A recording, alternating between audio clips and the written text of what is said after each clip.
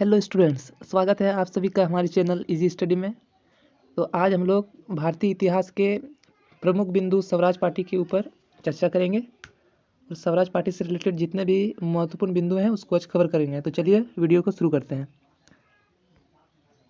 आज का पहला पॉइंट है, असहयोग आंदोलन को वापस लेने के बाद कांग्रेस दो भागों में विभाजित हो गई जब असहयोग आंदोलन के समय विधान परिषदों का बहिष्कार करने का निर्णय लिया गया था। एक दल जिसका नेतृत्व चितरंजन दास तथा मोतीलाल नेहरू कर रहे थे, जिसका उद्देश्य यह था कि कांग्रेस को चुनावों में भाग लेना चाहिए। दूसरा दल जिसका नेतृत्व वल्लभ भाई पटेल, डॉक्टर अंसारी और राजेंद्र प्रसाद कर रहे थे, जो इस प्रस्ताव के विरोधी थे।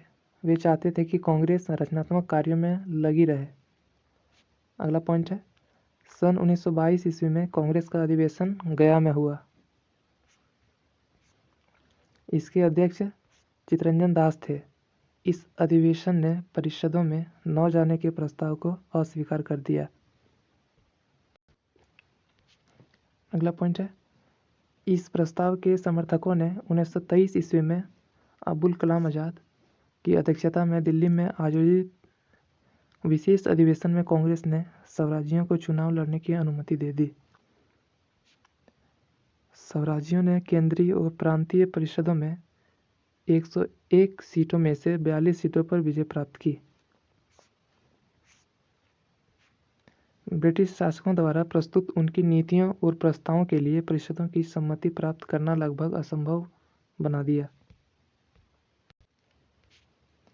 सरकार ने 1928 ईस्वी में विधान परिषद में एक ऐसा बिल पेश किया जिसके तहत वह भारत की आज़ादी के संघर्ष को समर्थन देने वाले किसी भी गैर भारतीय को देश से निकाल सकती थी।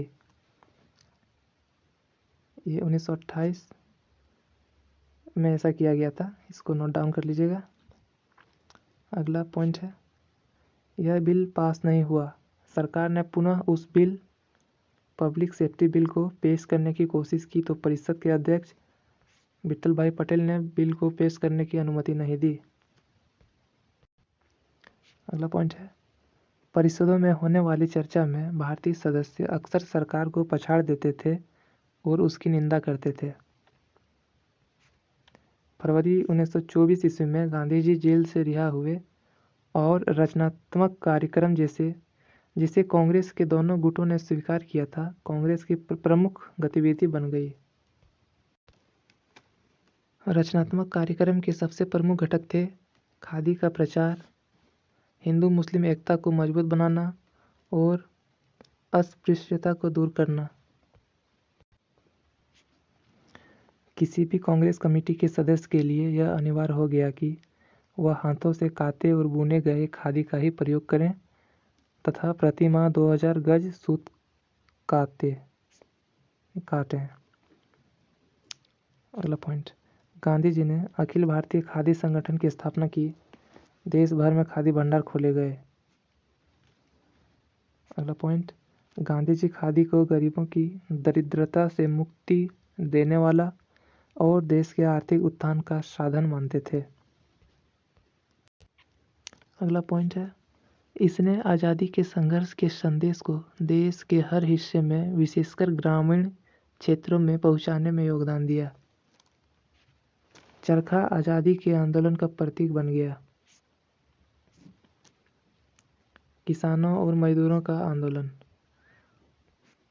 आज़ादी के प्रथम वास्तविक जन आंदोलन असहयोग आंदोलन में किसानों ने बड़ी संख्या में भाग लिया।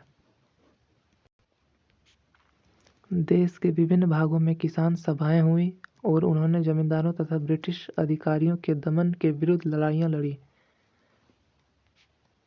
किसानों को संगठित करने वाले कुछ नेता बाबा रामचंद्र, विजय सिंह पथिक, सहजानंद सरस्वती और एनजी रंगा। बहुत ही महत्वपूर्ण पॉइंट है, अल्लूरी सीतारामा राजू ने आंध्र के किसानों तथा आदिवासियों के विद्रोह का नेतृत्व किया। Very important.